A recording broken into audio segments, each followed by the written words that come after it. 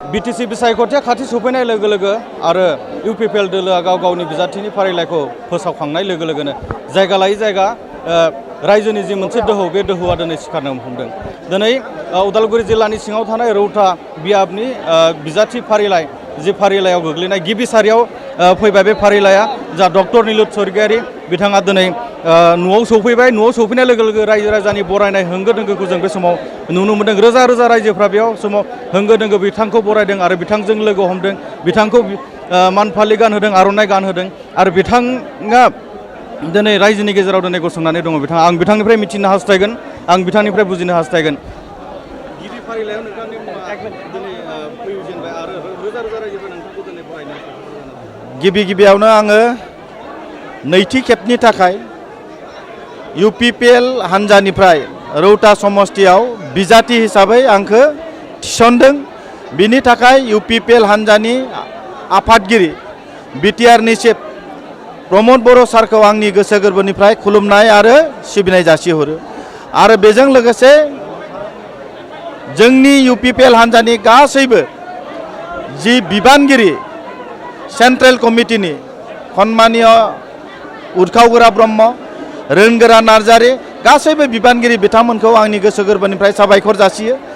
आरो आङो आसा खालामदों दिनै रायजो राजाफोरा दिनै दोलै नोगोरै फैनानै जे आरोबाव इउपिपिएल सरकारखौ लुबैनानै खनसेबाव बिटिआरआव इउपिपिएलनि सन्मानिय प्रमद बर' डाङरियानि बिथांनि आरोबाव खनसे सरकार फैनांगौ बेखौ मिजिं खालामनानै दिनै रौता समष्टियाव आंखौ हेफाजाब आरो मदद होनो थाखाय दिनै दोलै नोगोरै ओंखारबोदों।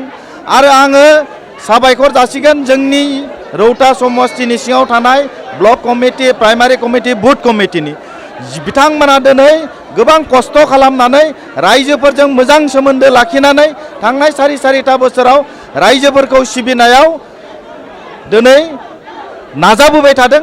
आरो फैबाय थानाय समावबो रायजोखौ आङो सिबिनो थाखाय जों इउपिपिएल हान्जाया सिबिनो थाखाय जेब्लाबो रेडि साखाफारा।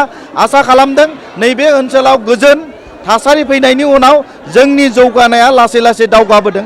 बेखायनो फैबाय थानाय समाव बर' हारिजों लोगोसे नैबे ओनसोलाव थानाय गुबुन गुबुन हारि माहारिनि जौगानायनि खामानि मावनो थाखाय जोङो बिथांखि लादों। आरो बै बिथांखिफोरखौ मावफुंनो थाखाय जोंनो रायजो राजाफोरा नेक्स्ट 5 बोसोरखौ आरोबाव सुबिदा होगोन जोंहा बिसास दङ।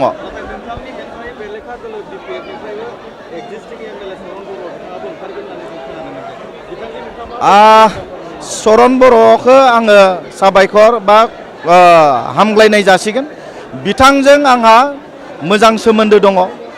सरन बर'जों आंजों घरुवा भाबै न'खरनि बायदि सोमोन्दो दङ। किन्तु बिपिएफ हान्जाया रौता समष्टियाव देरहानो हानाय कुनु मोनसे पजिशन गैया। बिपिएफ हान्जाया आरोबाव बिटिसिआव सरकार बानायनो हानायनि कुनु मोनसे पजिशन गैया। गतिके सोरबा व्यक्तिया मोजां जाब्लाबो, सोरबा व्यक्तिजों आंहा मोजां सोमोन्दो दङब्लाबो नैबे बिटिआर ओनसोलाव नैबे रौतायाव जे बिपिएफ हान्जाया देरहानो हाया बेखौ दिनैनि बे सावगारिया रोखा रोखा फोरमायो।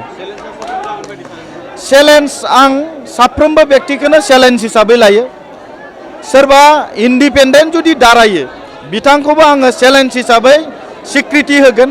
खारन सुथुरखौ आङो खोब गोख्रों नोजोरजों नायनानै दावहायाव जोङो दावहा खालामनो थाखाय जोङो दावहानि फोथाराव ओंखारो। बेखायनो जायखि जिखि सुथुर जाया मानो बेजों दावहा नांनायाव जाहाथे जेना बिनि थाखाय गासैबो प्रिपेरेसन, गासैबो जोङो मोजां रोखोमनि खामानि मावनाया जोंनि इउपिपिएल हान्जाया मावबाय थादों। रायजोफोरनि सेराव थांनानै रायजोफोरजों सावरायदों। बियो दिनै खोब मोजां मोनसे परिबेस। आरो बे परिबेसनि थाखायनो खनसेबाव आरोबाव रौता समष्टियाव इउपिपिएल हान्जाया देरहानांगौ बेखौ दिनै रोखा रायजो राजाफोरनि बे दिनैनि बे सावगारिया बुंथिना होयो।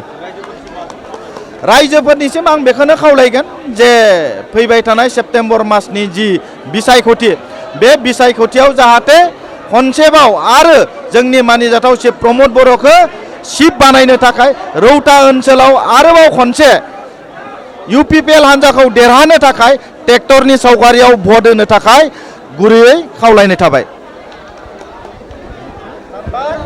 नंगौ बे समाव खोब लोब लोब रोजा रोजा रायजोफोरनि बाहागो लानाय जों निलु स्वरगियारि बिथाङा दिनै बे बरायनाय हाबाफारियाव बाहागो लाबाय, बरायजाबाय रायजो राजाफोरजों।